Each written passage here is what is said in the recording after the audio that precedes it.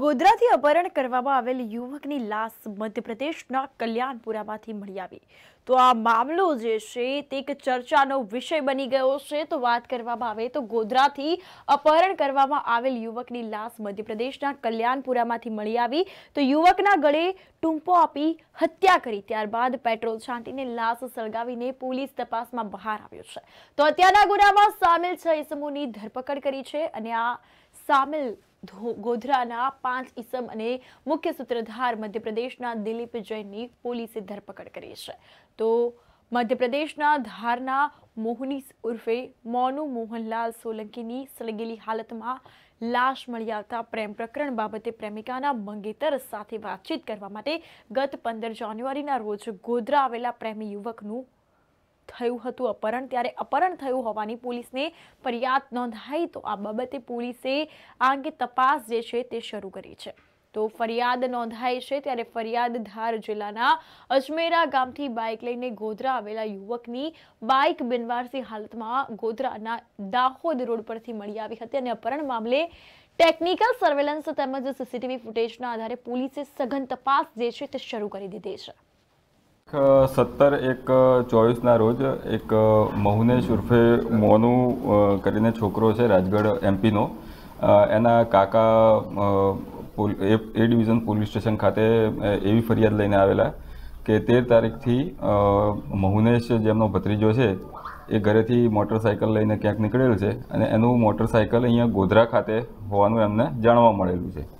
આ અનુસંધાને એ division police station દ્વારા તપાસ કરતા પ્રાથમિક માહિતી એવી મળેલી કે આ મહુનેશ છે એને ત્યાં એમપીમાં એક છોકરી સાથે એની જે પ્રેમિકા હતી એની સગાઈ અહીંયા ગોધરા ખાતે રાજકુમાર ઉર્ફે લાડુ શાહ સાથે થયેલી છે અને આ મહુનેશ છે એ આ જે રાજકુમારના ઘરે પોતાના જૂના પ્રેમ સંબંધની વાત જણાવવા માટે આવેલો હતો એ રીતની માહિતી મળેલી। ત્યારબાદ વધુ તપાસ કરતાં આ મહુનેશને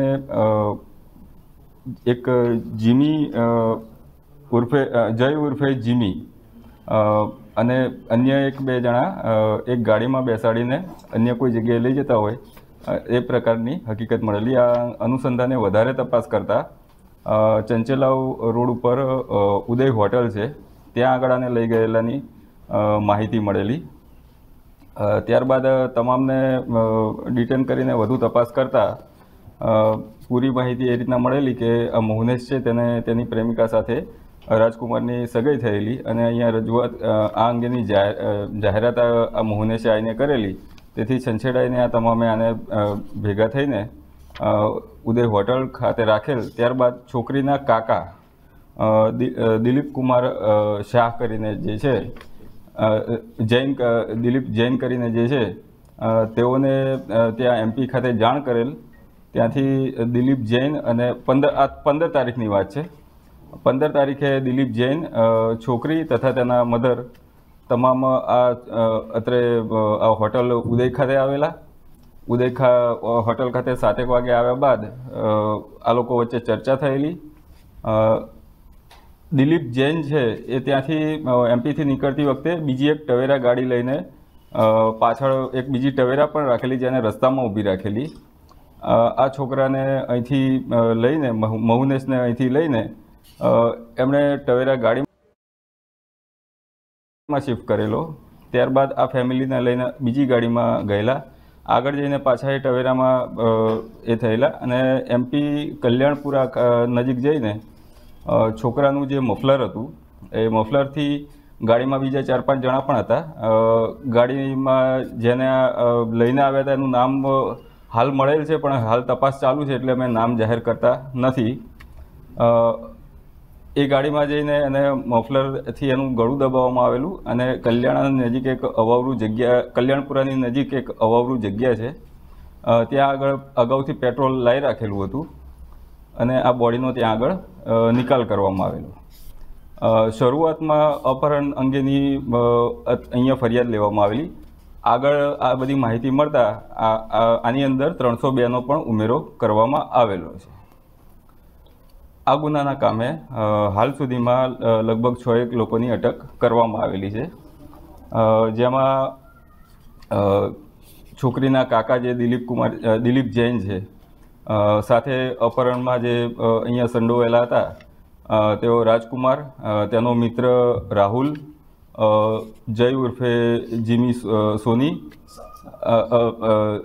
જય ઉર્ફે જીમી શાહ, આ ઉપરાંત જે ઉદય હોટલ છે જે અહીંથી લઈ જવામાં જેણે મદદ કરેલી, તે ઉદય હોટલના જે માલિક છે પૃથ્વી રાઠોડ કરીને છે.